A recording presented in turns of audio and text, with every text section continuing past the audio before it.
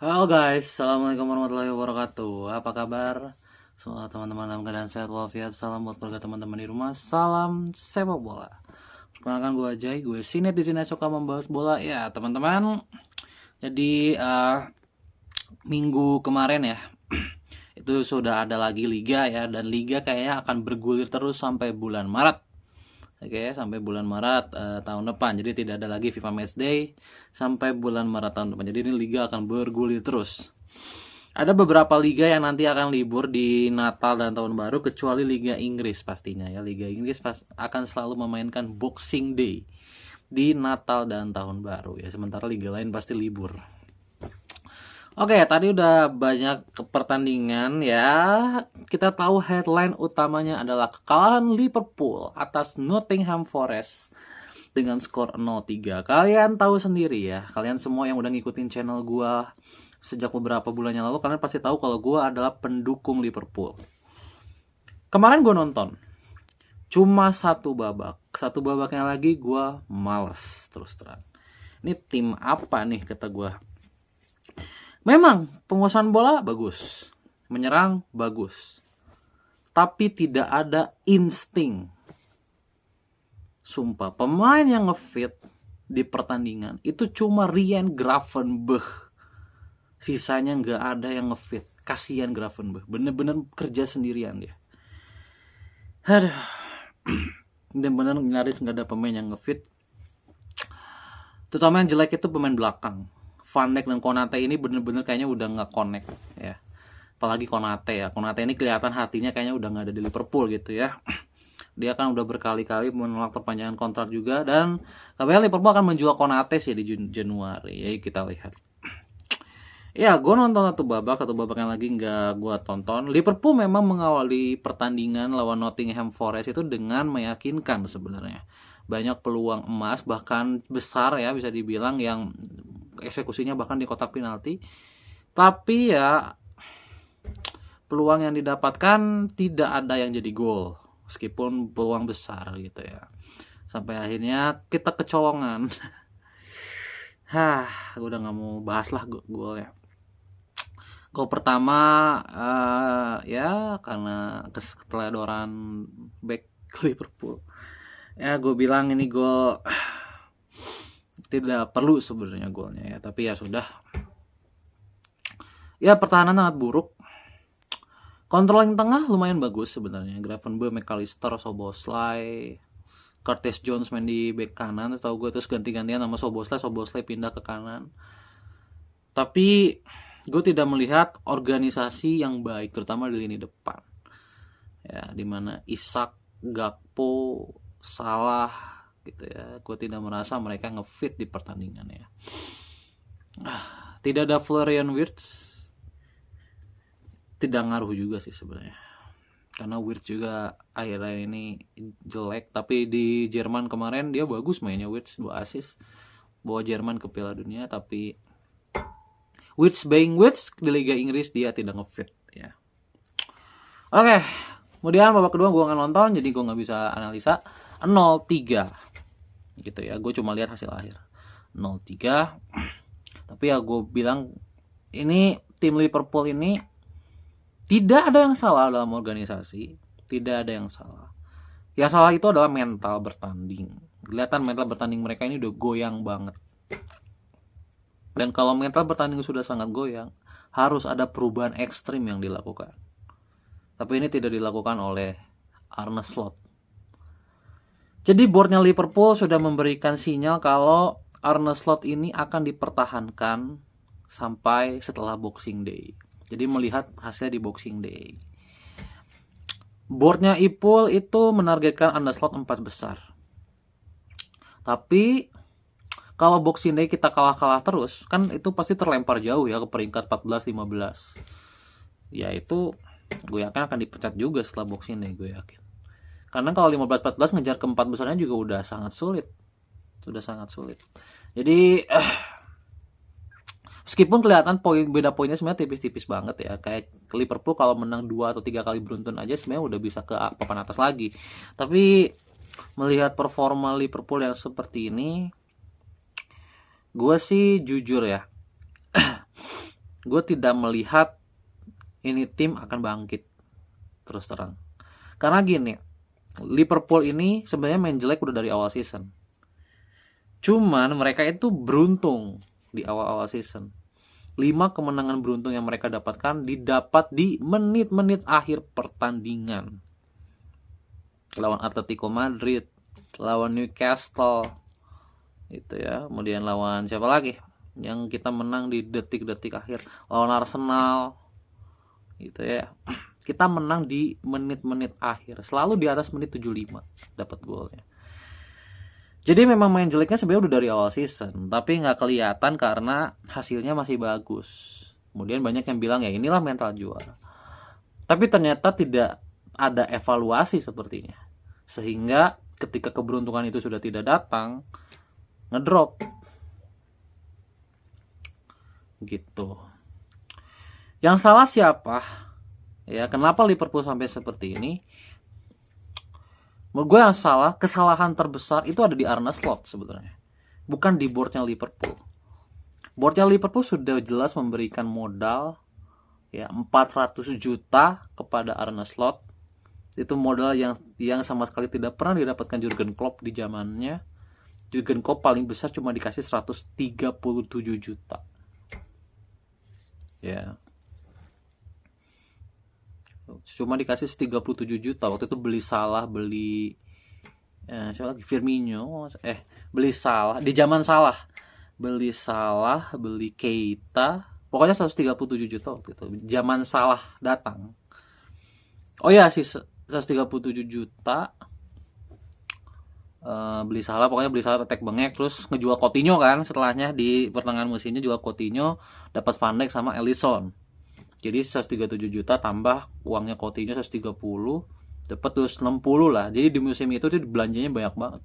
Salah, siapa lagi? Tengahnya tuh ada Keita, ada Fabinho juga kalau nggak salah, dapat Fabinho, dapat Shaqiri kalau nggak salah ya, Xherdan Shaqiri, Chamberlain kalau nggak salah. Oh ya, dapat Chamberlain, terus dapat yang lain-lain. Terus 37 juta terus tuh. Nah, kenapa gue bilang tidak akan bangkit? Ya, susah. Pertama, Mo Salah tidak dalam kondisi terbaik. Kita tahu playmaker depan itu cuma Salah karena Wirtz tidak berfungsi. Kedua, tidak ada pemain yang bisa memberikan nilai tambah. Kalau di zaman dulu ada Jota yang selalu memberikan nilai tambah. Tidak ada Jota, Alexander Isak. Tapi Isak ini kena mental karena perselisihan dia dengan Newcastle. Dari itu terbawa sampai formnya di Liverpool sangat buruk. Itu pasti ada pengaruhnya sama dia berantem sama Newcastle, gue yakin. Isak main jelek karena di negaranya juga dia main jelek. Nggak cuma di klubnya doang. Di klub jelek, di negara jelek Isak. Isak jelek. Gakpo juga jelek. Ya. Yang ngefit menurut gua itu cuman Robertson,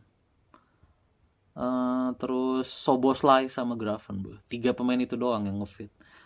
Robertson itu padahal dia bukan pemain inti loh sekarang. Dia tuh cadangannya Kerkes sebenarnya Robertson. Tapi karena Kerkesnya main jelek, akhirnya Kerkes diganti lagi sama Robertson. Robertson stabil mainnya. Kerkes jelek banget terus terang. Dan kemarin yang lawan Nottingham yang main Kerkes kan, jelek lagi mainnya. Di Hungaria juga dia jelek mainnya, Kerkes. Jadi masalah Liverpool itu ada di Arne Slot dan pemain baru kalau menurut gue. Pemain baru ini kebanyakan ngerusak permainan. Wirtz, Isak, Konate mungkin ya gue bilang. Konate, Kerkes, ya. Ini mereka terlalu sering merusak permainan. Termasuk Ekitike. Menurut gue Ekitike juga. Tapi kontribusi Ekitike dalam gol itu bagus meskipun dia salah satu pemain yang sebenarnya kalau gue lihat ya secara sistem Ekitike juga ngalor ngidul sebenarnya. Tapi ya sudah lah gitu. Kalau dia ada kontribusi golnya ya is okay gitu ya. Tapi kan Isak ataupun Wirtz ataupun Kerkes ini kan nyaris nggak ada kontribusinya dalam segi gol atau assist meskipun main jelek. Jadi selama mereka tidak mendapat kepercayaan diri, gue rasa akan susah banget ya. Liverpool mau jual Konate tapi ya gini, siapa yang mau datang? Dan yang mau datang, apakah dia bisa berbaur dengan Arne Slot? Gitu. Arne Slot gue rasa harus mengganti formasi sih, karena banyak yang nggak bisa ngikutin gue rasa. Ya. Terutama masalah mental bertanding sih, mental bertanding udah kelihatan kena banget. Beberapa pemain kayaknya udah lumayan burn out ya. Gue lihat pemain lama terutama.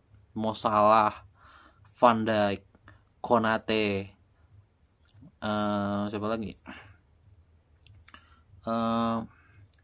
McAllister ya, McAllister sebenarnya nggak kelihatan burn out ya, cuma McAllister tuh kayak terganggu sama ininya deh, sama level fitnessnya kayaknya, karena dia tuh hampir selalu nggak maksimal level fitnessnya. Tiap main tuh pasti ada aja, sering aja diganti McAllister tuh. Jadi level fitnessnya tuh sangat terganggu kelihatan gitu ya.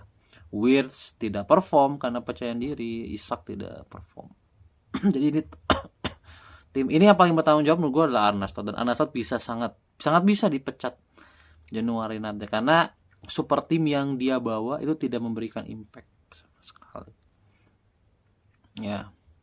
Liverpool memang pernah ada di era kayak gini di tahun 2011, mungkin 2010 sampai 2000 sampai Suarez, sebelum Suarez datang ya,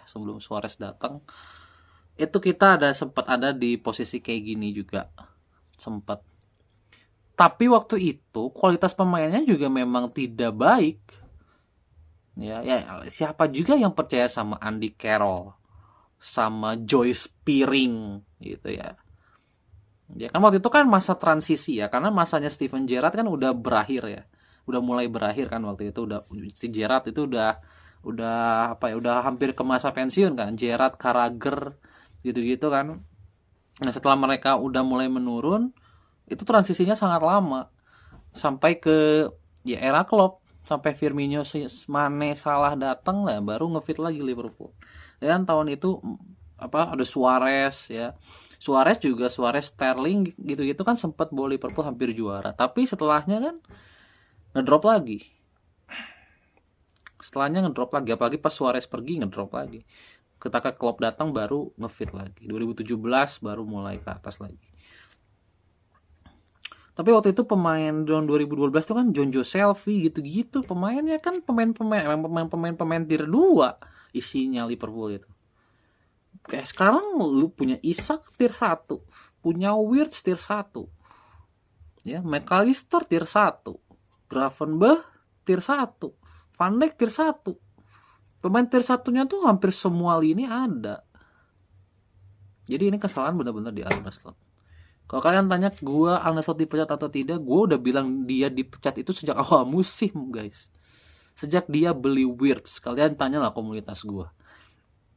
Ketika dia mutusin untuk beli Wirtz 150 juta, gue udah anjing-anjingin banget itu Arne Slot.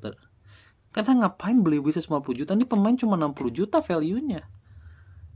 Mau-maunya dikadal-kadalin 150 juta. Kalau Isak gue setuju lah, 100, di angka 100 itu gue setuju. Gitu. Wirtz itu nggak ada masalah loh. Tapi kenapa dia nggak perform? Beda sama kondisi Isak. Isak itu memang sebelumnya dia udah ada masalah sama Newcastle-nya. Jadi dia memang ada tekanan mental lah sebelumnya.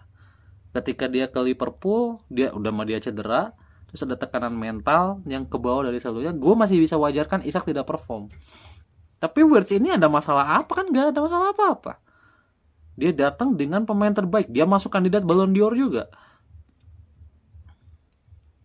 Wirtz ini kenapa nggak perform? Makanya gue tuh kesel banget sama Florian Wirtz ini. Nggak perform sampai sekarang loh. Ini buang aja lah pemain Wirtz kayak gini, toxic soalnya.